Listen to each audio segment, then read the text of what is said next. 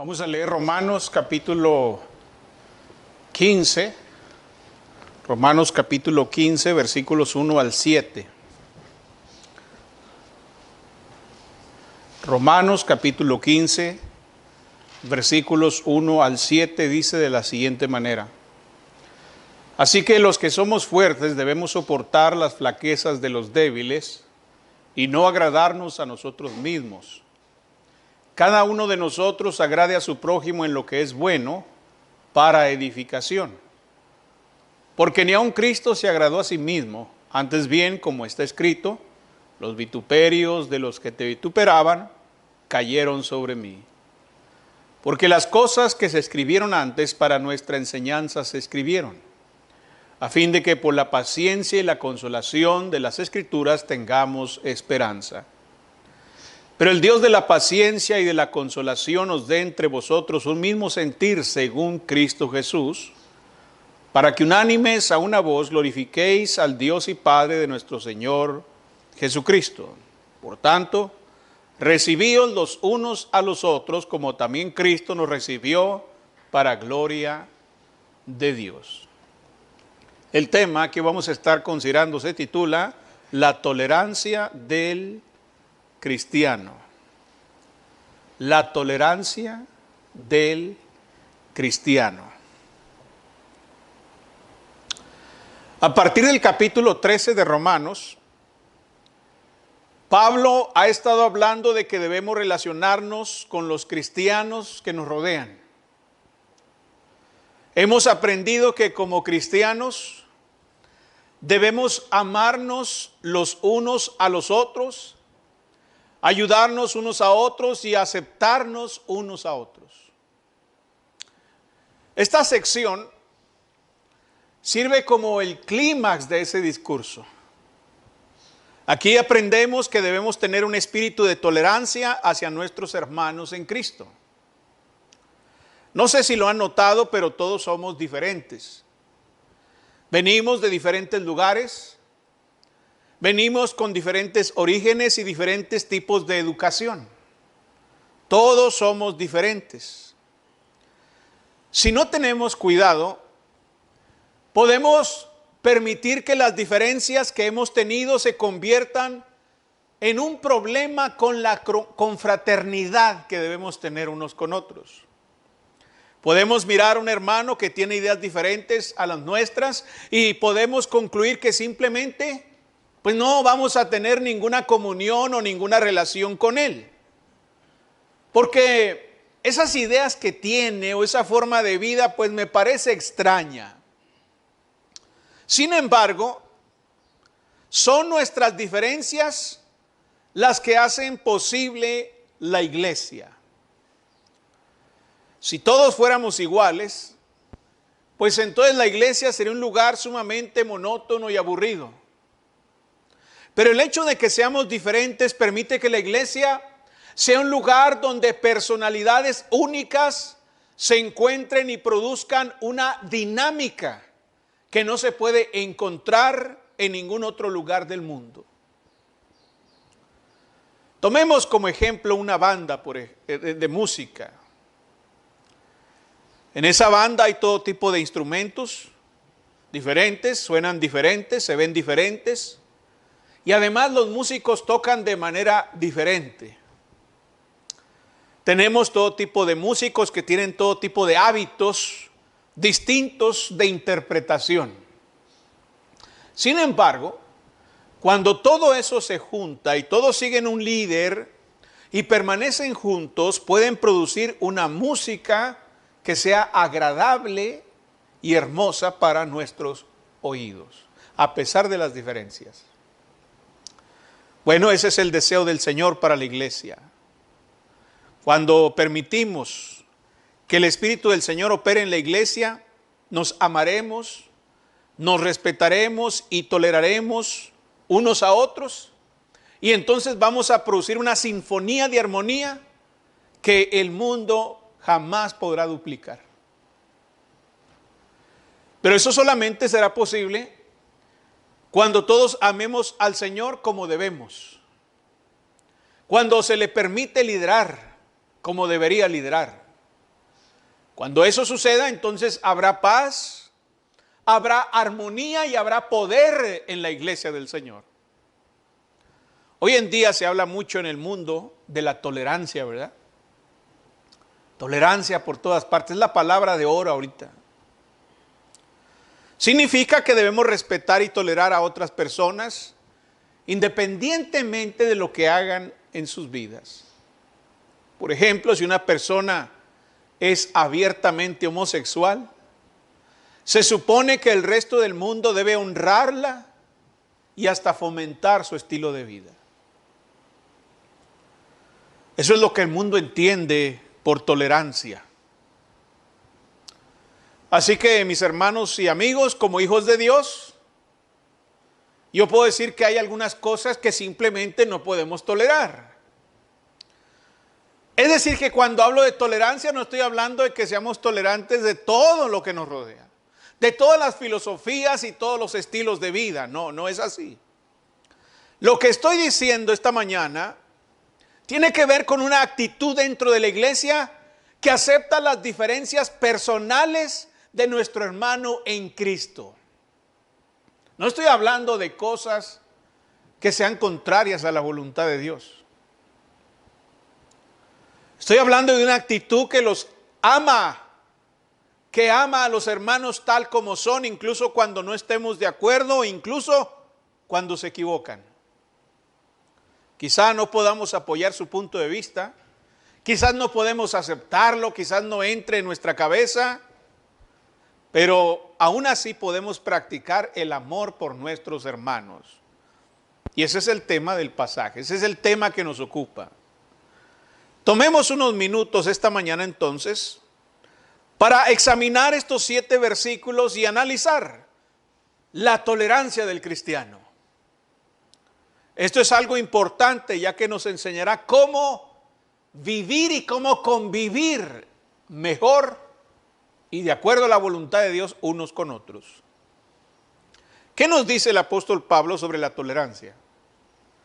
Bueno, dice la Escritura en los versículos 1 y 2 del capítulo 15 de Romanos. Así que los que somos fuertes debemos soportar las flaquezas de los débiles y no agradarnos a nosotros mismos. Cada uno de nosotros agrade a su prójimo en lo que es bueno para edificación.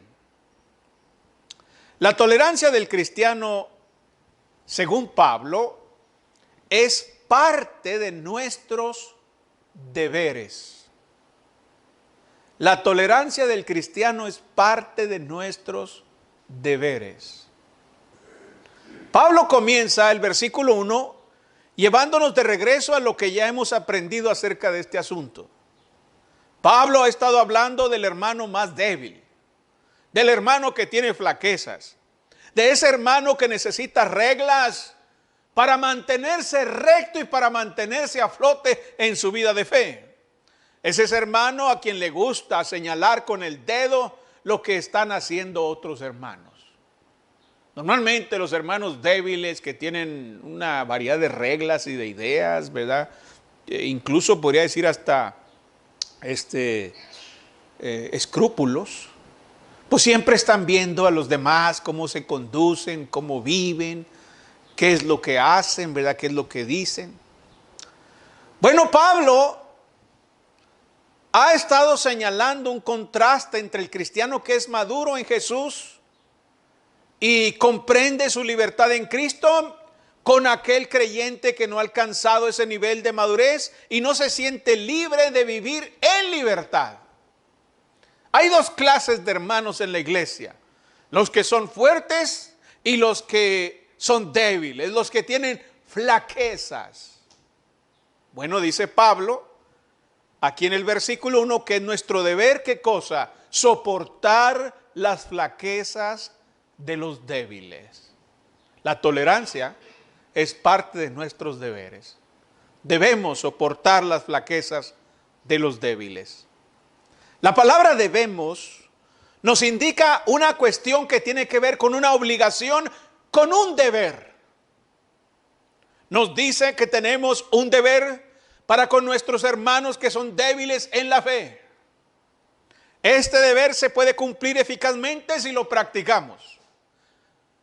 Y para cumplir esto se requiere cierto método de vida.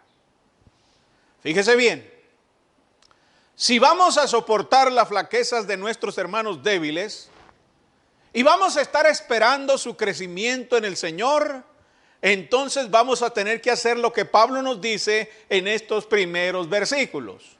¿Y qué es lo que nos dice? Que nuestro deber es vivir una vida crucificada.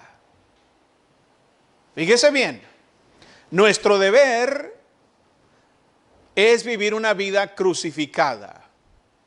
Ahí lo dice claramente, dice Pablo en el versículo 1, que debemos soportar las flaquezas de los débiles y no agradarnos a nosotros mismos. Tome nota de la palabra soportar. La palabra soportar es de suma importancia. ¿Por qué? Porque es la misma palabra que leemos en Juan capítulo 19 en el versículo 17, donde la Biblia habla de Jesús cargando su cruz. O si usamos el mismo término que Romanos, diría que Jesús estaba soportando su cruz. La palabra soportar tiene la idea de cargar, de aguantar algo sobre sí. Cristo estaba cargando, soportando la cruz sobre sí. También se utiliza esa misma palabra en Gálatas capítulo 6 en el versículo 2, donde se nos ordena llevar las cargas de los otros. Entonces ya tenemos una idea, sobre todo allá tenemos una imagen mental concreta de lo que implica la palabra soportar, cargar, llevar. Bueno, nos apunta a la cruz. Toda la idea aquí tiene que ver con la abnegación y el autosacrificio. Cuando Jesús fue a la cruz por nosotros, hizo a un lado todos sus derechos, hermanos. ¿Y qué derechos? Sumamente valiosos. Ninguno de nosotros tiene los derechos de la misma calidad que los tiene Jesucristo. Él estableció el estándar que todos debemos seguir. Uno de los problemas de nuestros días, tanto en el mundo como en las iglesias, es que la mayoría de las personas son egocéntricas y tan interesadas en complacerse a sí mismas que no pueden ver las necesidades de los demás. Y eso tenemos que cuidarnos nosotros de que el egocentrismo, el orgullo, el interés personal esté por encima de nuestros hermanos en Cristo. Este versículo es un llamado para que apartemos los ojos de nosotros mismos y los fijemos en quienes nos rodean, para que podamos acercarnos a ellos en el amor de Dios y marcar una diferencia en Jesucristo, sobre todo para su crecimiento y su estabilidad en la fe. Mis hermanos, una cosa en la que todos debemos estar pensando todos los días y en cada minuto es en nuestros hermanos. Las decisiones que voy a tomar, la postura que voy a tomar, las acciones que voy a tomar, siempre tienen que tener en consideración a nuestros hermanos. Siempre, hermanos. Cuando usted no hace eso, usted es egoísta. Usted está pensando en sí mismo, en su comodidad. En otras palabras, cuando la iglesia funciona como debería, habrá ocasiones en las que voluntariamente tengamos que dejar de lado nuestros derechos y nuestros privilegios personales por el bien de otros que pueden ser más débiles en la fe que nosotros. Habrá momentos en los que nos negaremos a nosotros mismos para que la iglesia en su conjunto pueda prosperar, para que la iglesia en su conjunto pueda crecer y pueda avanzar. Esa es la semejanza de Cristo en acción, y eso significa una vida crucificada. En segundo lugar, dado que la tolerancia es parte de nuestros deberes, nuestro deber, según Pablo, en el versículo 2, es a vivir una vida constructiva. Dice ahí el texto, cada uno de nosotros agrade a su prójimo en lo que es bueno. ¿Para qué? Para edificación. ¿Ven? Nuestro deber es tener una vida constructiva. La tolerancia está relacionada con una vida constructiva. Porque esa es la idea, está hablando de la tolerancia. Pero esa tolerancia tiene el deber de ser constructiva. Cada uno de nosotros agrade a su prójimo, dice Pablo. Pablo no está diciendo que debemos tratar de vivir para agradar a todos y en todo. No es la idea. De hecho, si intentamos hacerlo, pronto nos daremos cuenta de que es imposible complacer a todos. Eso es muy difícil. Eso no se puede. Pablo no está enseñando que debemos comprometer nuestros estándares solo para hacer feliz a alguien. Él no defiende una mentalidad de complacer a todos a cualquier precio. Eso es peligroso. Eso es un gran riesgo. Y eso está mal. Lo que Pablo está diciendo es que debemos vivir el tipo de vida que edifique a otros en el Señor. Esa es la idea. Debemos, ¿qué dice? Agradar a nuestro prójimo en lo que es bueno para edificación. Debemos vivir de tal manera que cuando los encontremos en el cielo a nuestros hermanos nos digan, gracias por vivir junto a mí. Que se acerquen allá en el cielo y nos digan, hermano, qué gusto, qué privilegio, qué honor, qué bueno haberte conocido. Qué bueno que estuve a tu lado, qué bueno que te acercaste a mi vida, porque fuiste una fuente productiva de edificación. Eso quiere decir que nuestra tolerancia impactará positivamente a las personas para su salvación.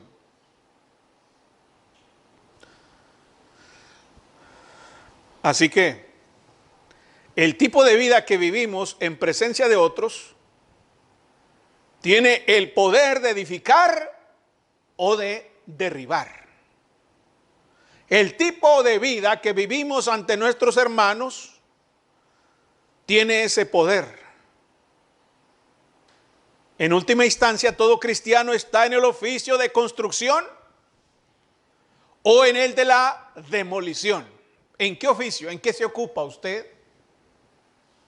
¿Está edificando o está destruyendo?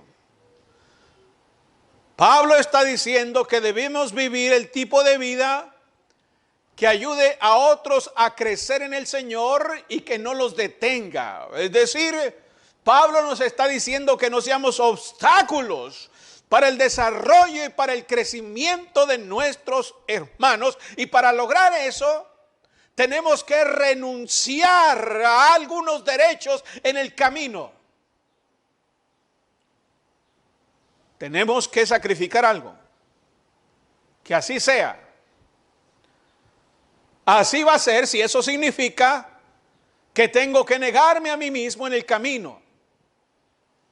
Que así sea. Si ayuda a mi hermano a fortalecerse en el Señor, entonces debo vivir agradándole en todo lo que contribuya a su crecimiento espiritual. ¿Está usted sacrificando algo para que los hermanos maduren? ¿Está usted poniendo de lado ciertos derechos que tiene en beneficio del crecimiento y la madurez espiritual de nuestros hermanos? Debemos ser como Jesucristo, en el sentido de que vivimos vidas que edifiquen a otros, en lugar de destruirlas, en lugar de apagarlas. Debemos hacer que esas vidas se enciendan.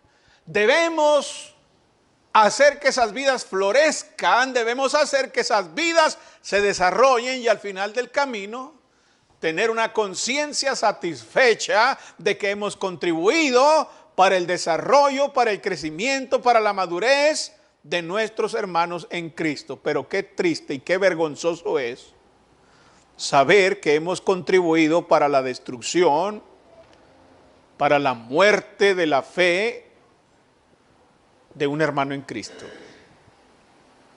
Qué terrible, ¿no? Qué tragedia. Cristo murió por un alma para rescatarla del infierno, para sacarla de la condenación eterna, y nosotros, ¿qué hemos hecho? Hemos contribuido para que esa alma se pierda, hermanos. Eso es terrible. Cuando hacemos eso, estamos atentando contra el sacrificio mismo de Cristo. Estamos teniendo por inmunda la sangre del pacto por la cual ese hermano llegó a ser salvo. Qué terrible.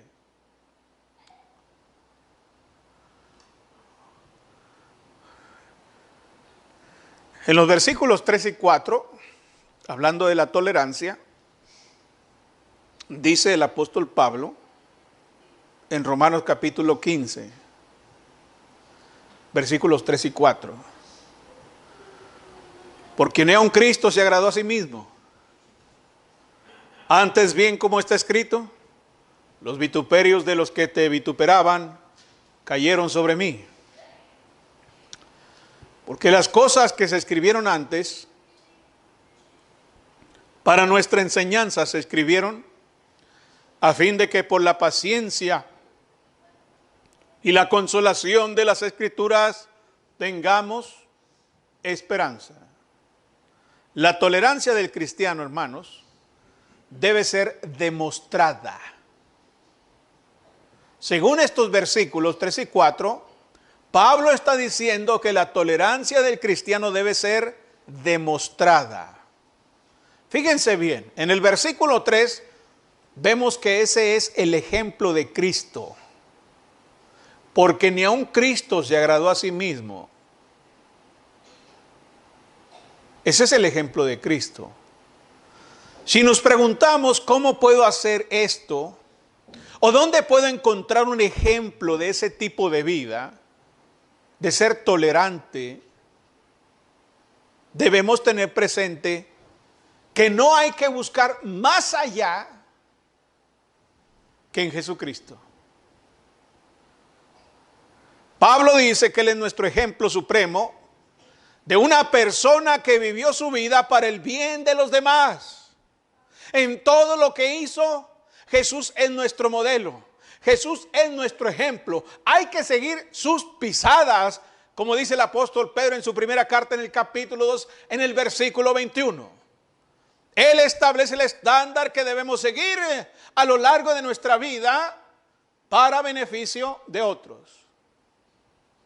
Piense en todo lo que Jesús pasó para brindarnos salvación. Recuerde eso. Él dejó el cielo. Él dejó la gloria, como dice Filipenses 2, 5 al 8. Él sufrió pobreza, como dice Mateo capítulo 8, versículo 20.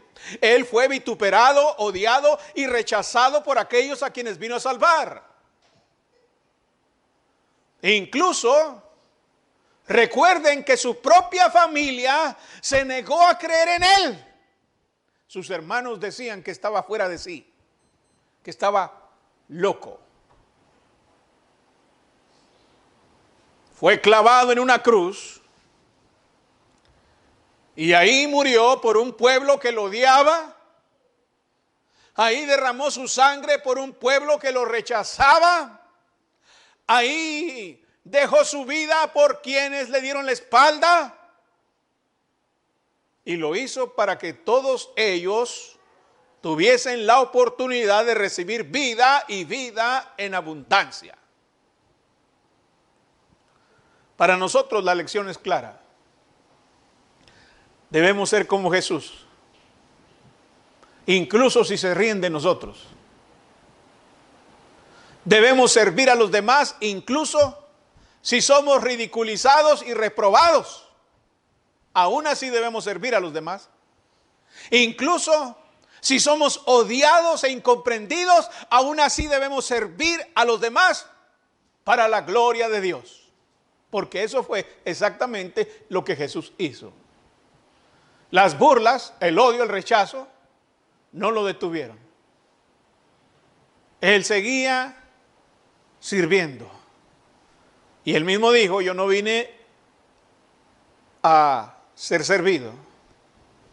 Yo vine a servir y a dar mi vida en rescate por muchos. A pesar de las burlas, a pesar de la incredulidad, a pesar del odio y a pesar de todos los obstáculos que había, él sacrificó sus derechos para eso. Como resultado, pudo dar su vida por el mundo.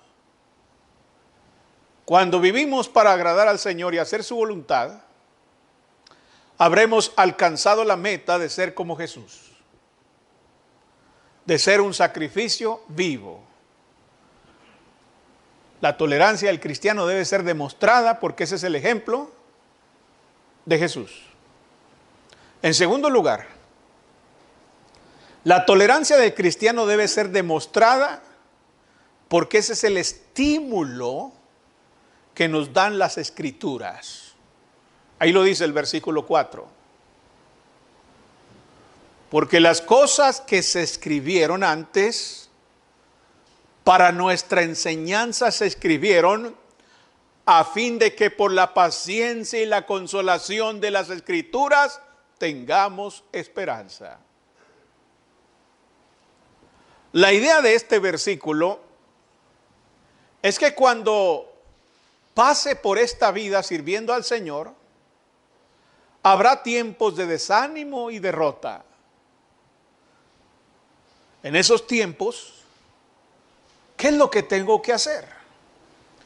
Cuando estoy desalentado, desanimado, derrotado. Y uno es, en lo que menos piensa uno es en servir a otros, en tolerar. A veces hasta decimos, ahorita no estoy para estar tolerando cosas.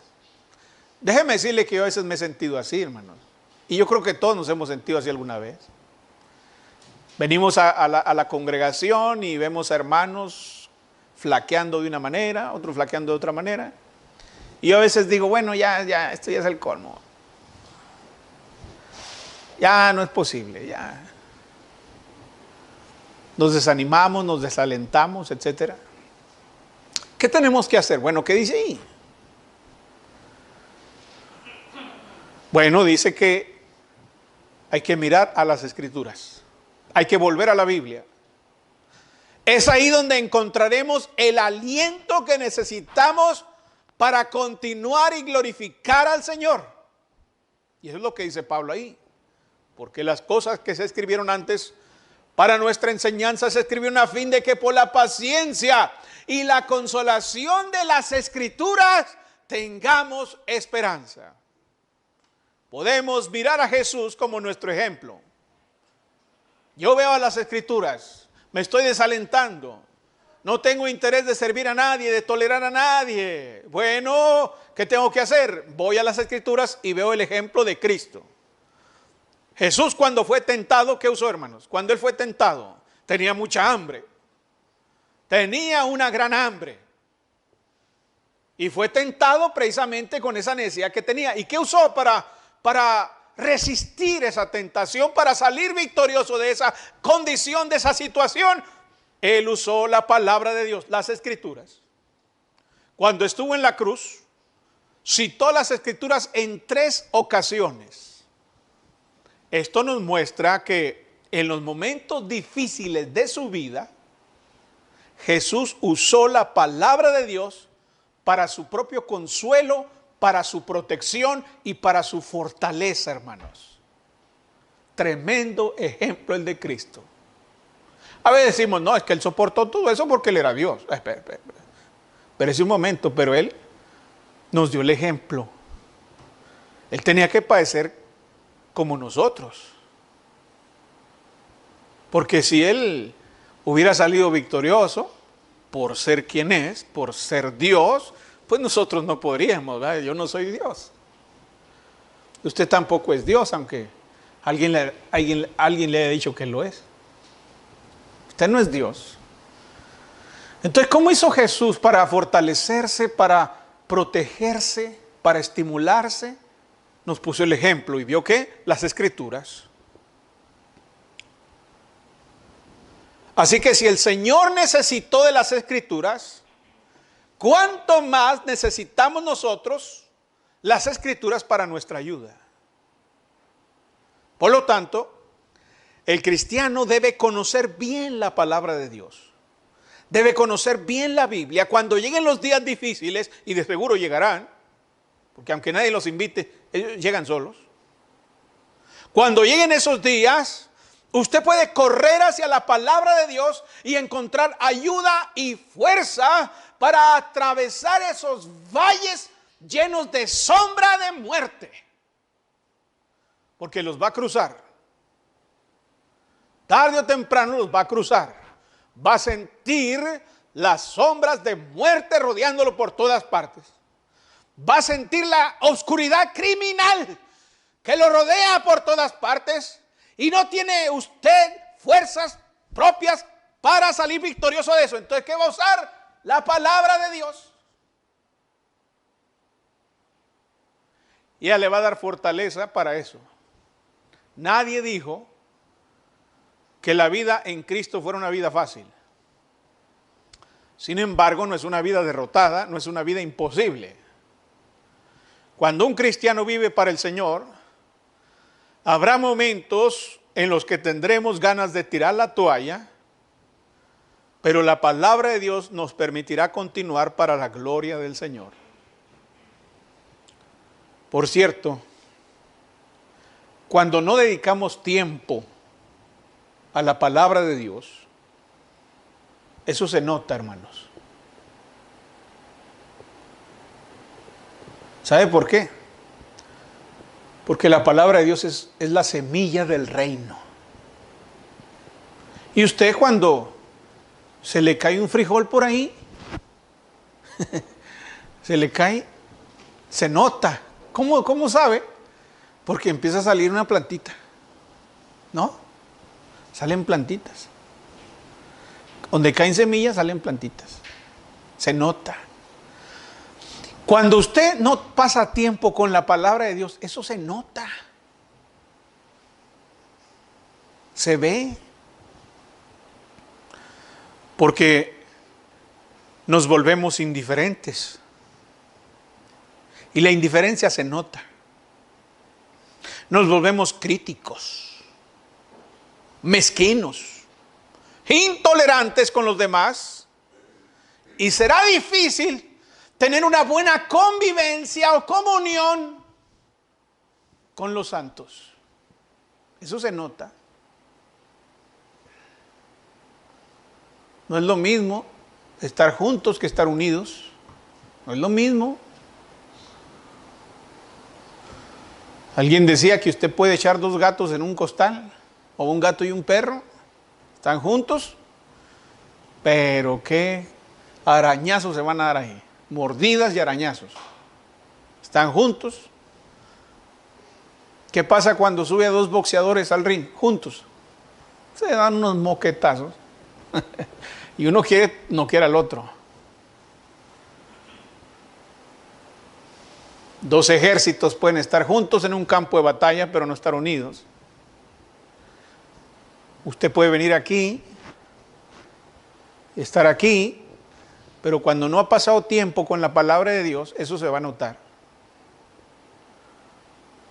Nuestros corazones van a estar muy distanciados, aunque nuestros cuerpos estén cercas.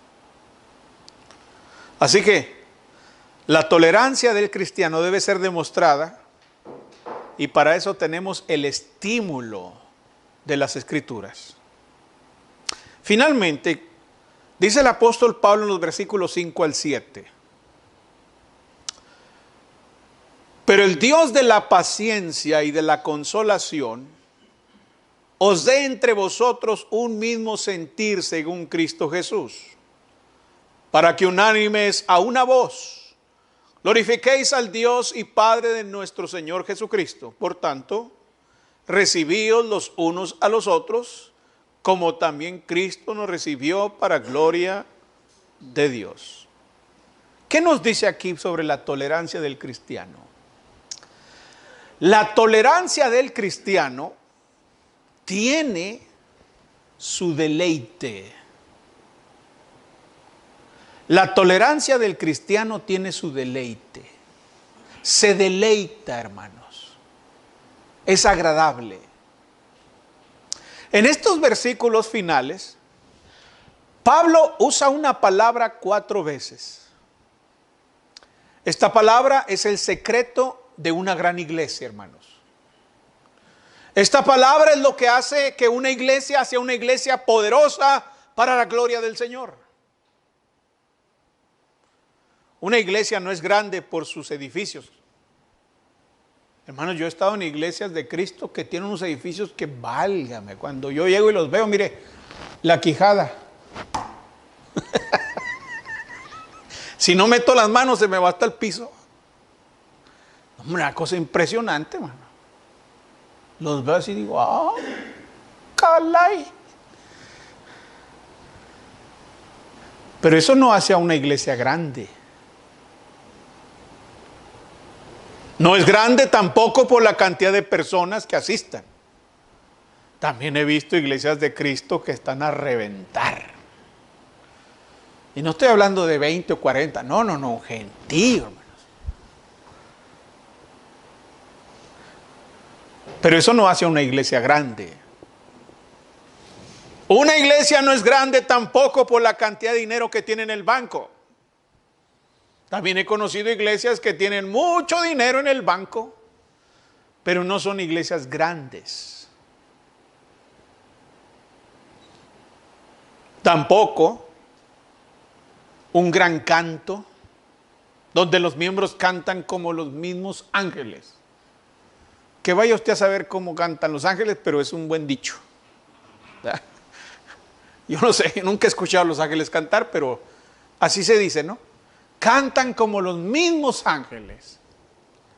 Cantan precioso. Además, cantan a voces que hasta parece que hay órganos ahí, parece que hay instrumentos ahí, porque uno entra y dice, ah, caray, ¿dónde está el piano, el órgano? Y nada, son las voces de los hermanos cantando en armonía, el que hace el bajo, los tenores, los contraltos, etcétera, la melodía, el director es fascinante. Pero eso no hace que una iglesia sea grande. ¿En qué se caracteriza la grandeza de una iglesia? En esa palabra. La palabra uno. Lo que hace una iglesia grande es la unidad de sus miembros. Donde sus miembros son, ¿qué cosa? Unánimes. Pero el Dios de la paciencia y de la consolación os dé entre vosotros un mismo sentir según Cristo Jesús. ¿Ven? Eso es lo que hace una iglesia grande. Cuando llegamos al lugar donde podemos amarnos en Cristo unos a otros, a pesar de nuestras diferencias, a pesar de nuestras equivocaciones, cuando podemos aceptarnos unos a otros a pesar de nuestros desacuerdos, cuando podemos adorar juntos a pesar de nuestras opiniones personales, entonces estamos en camino de convertirnos en una iglesia con grandeza. Ese es el tipo de unidad que se logra mediante la práctica de la tolerancia del cristiano. Ser como Jesús tiene una recompensa, hermanos. Y es una recompensa deleitable. De hecho, estos versículos aquí, nos muestran esa recompensa triple. En primer lugar, según el versículo 5, la recompensa de la unidad con propósito. Eso es lo primero. Una recompensa que implique la unidad, pero una unidad con propósito. No nada más con estar unidos, sino una unidad con propósito. Este versículo nos dice que debemos tener un mismo sentir. Es lo que dice el versículo 5. Es decir, Pablo está diciendo que debemos tener ideas afines. Ideas afines, es lo que significa un mismo sentir, tener una idea afín. Esto tiene que ver con qué? Con ser uno en propósito.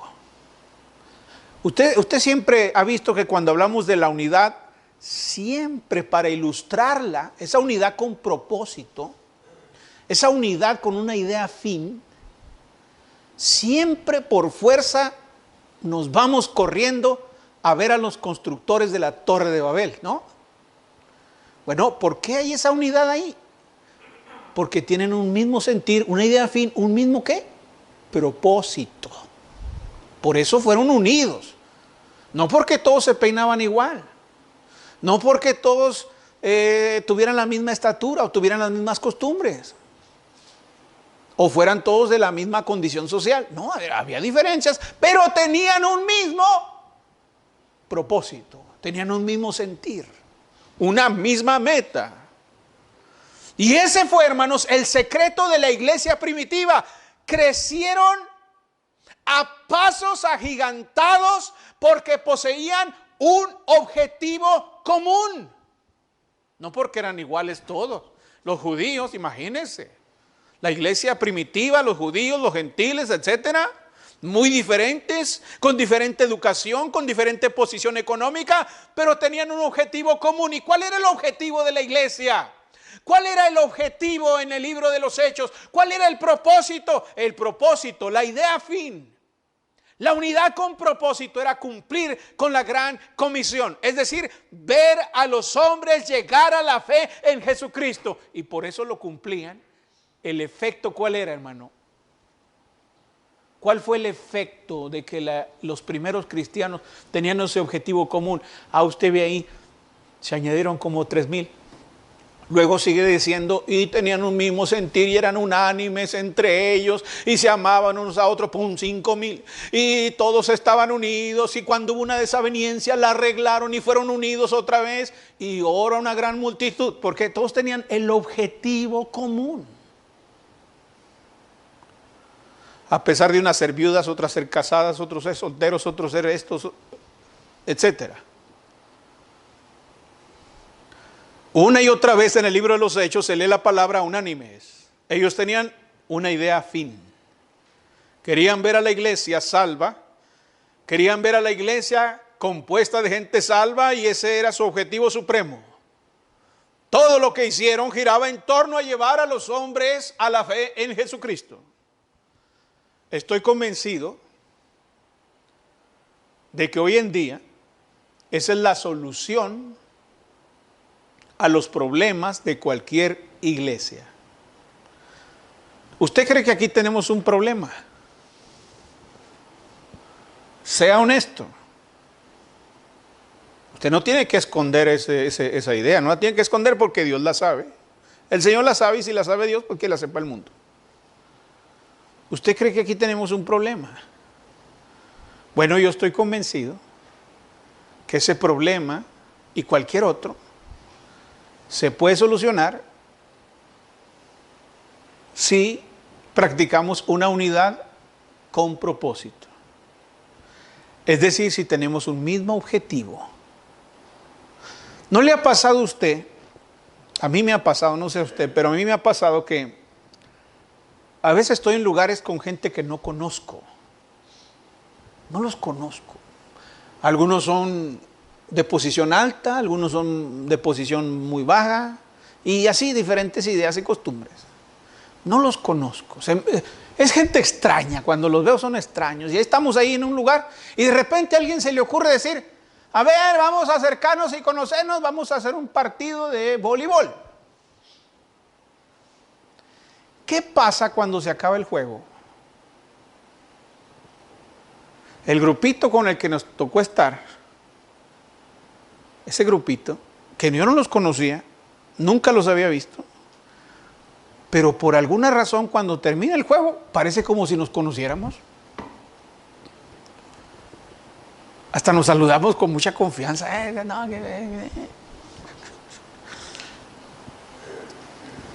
¿Saben por qué pasa eso? Porque compartimos, ¿qué cosa? una meta común. Y cada uno puso su esfuerzo, sus habilidades, sus capacidades para ganar el partido. Teníamos una meta afín y esa unidad, esa unidad con propósito hizo que se derribaran todas las barreras que nos separaban. Las barreras sociales, todo, prejuicios, todo se fue. Y hasta nos dicen ya después, oye, yo cuando te vi ahí, cuando recién llegamos, yo pensaba que eras así, ya está. Hombre, te vi con esa carota de perro que tienes. Mira nomás, pues dije, este es un bulldog, este tiene muy mal carácter. Mira nomás, te parece que está enojado, es un malandro, pandillero, vago, narco. Y ahora que te conozco, pues eres un pan de Dios. ¿Cómo las apariencias engañan, man? No, y yo cuando te vi, pensé que eras bien presumido. Fresa. Y ahora que te conozco, veo que eres una persona generosa, humilde. Se rompió toda la barrera. ¿Por qué? Por el motivo común. Por el motivo común, hermanos. Y yo estoy convencido de que si en la iglesia hay desaveniencia, hay falta de integración, hay algún conflicto, cualquier cosa, bueno, cuando podamos ser unánimes en torno a la meta y al propósito por el cual existe la iglesia, entonces todas esas cosas van a ser derribadas. Cuando la iglesia deje de discutir sobre el color de la alfombra, sobre el color de las paredes, sobre los horarios, sobre esto, sobre el otro, sobre aquel, sobre esto, cuando dejemos esas cosas y nos enfoquemos en la meta común, y pongamos nuestro sacrificio, nuestro esfuerzo, hermano, todo eso se va. Vamos a estar contentos, alegres. ¿Sabe qué va a pasar? Vamos a deleitarnos en Cristo. Porque la tolerancia se deleita, produce un deleite. Dice Pablo que él pide para que se nos conceda un mismo sentir según Cristo Jesús. ¿Según quién? Según Cristo Jesús. No se trata de redescubrir alguna manera en que nos sentamos unidos, porque es lo que queremos, ¿no? Venimos aquí a la iglesia, a ver, mis hermanitos, todos puestos de pie, levanten las manos, vamos a mover las piernitas, todos salten, y todos contentos, porque los veo muy tristes. Los veo muy apagados. A ver, usted, vamos a alzar las manos, vamos a aplaudir. ¿Y para qué está haciendo eso, hermano? Pues para que la iglesia se integre, para que agarren confianza, para que salgamos contentos. No, salimos cansados, que es otra cosa. Una cosa es salir cansado y aquí dice, ay, la alabanza estuvo pesada ahora, ¿no? Y yo en el sermón voy a estar contando chistes para que todos salgamos. Una cosa es salir alegres y otra cosa es salir edificados. No, así no funciona. No es según. Ser unánime no es según nuestras ideas, nuestros sistemas. No, es según Cristo. Según Cristo. La pregunta es esta. ¿Para qué vino Jesús a la tierra, hermanos? ¿Para qué? Vino a morir en la cruz. Vino a ver a los pecadores y a salvarlos. Entonces, ¿cuál será nuestra meta? ¿En qué debemos ser unánimes? ¿En qué debemos tener un mismo sentir? Como dice Pablo aquí, que se les conceda un mismo sentir según Cristo Jesús. Jesucristo vino al mundo a salvar a los pecadores. Esa fue su meta. Ese fue el propósito de su venida. Y entonces ese es el mismo propósito que debe unirnos a nosotros también. Y cuando hagamos eso, entonces nos vamos a deleitar, porque vamos a empezar a ver conversiones, vamos a empezar a ver gente salva. ¿Y qué pasa cuando gente se salva, hermanos? ¿Sabe por qué aquí no hay gozo a veces? Porque puede pasar un año y decir, no, ya el culto ya no me deleita, ya los sermoncillos del hermano lo mismo y la misma cara de la hermana y del otro. ¿Y por qué no salimos de aquí gozosos? Bueno, ¿sabe por qué? Porque no hay conversiones. La Biblia dice, ¿hay gozo dónde? En el reino de los cielos, ¿cuando qué? Cuando un pecador se arrepiente. Ahí está. Cuando somos unánimes, tenemos ese mismo sentir de salvar a las personas, de traer a la gente para Cristo y hay conversiones, va a haber un deleite, hermanos, va a haber un deleite. Va a haber una unidad en alabanza, dice el apóstol Pablo en el versículo 6, para que unánimes a una voz glorifiquéis al Dios y Padre de nuestro Señor Jesucristo.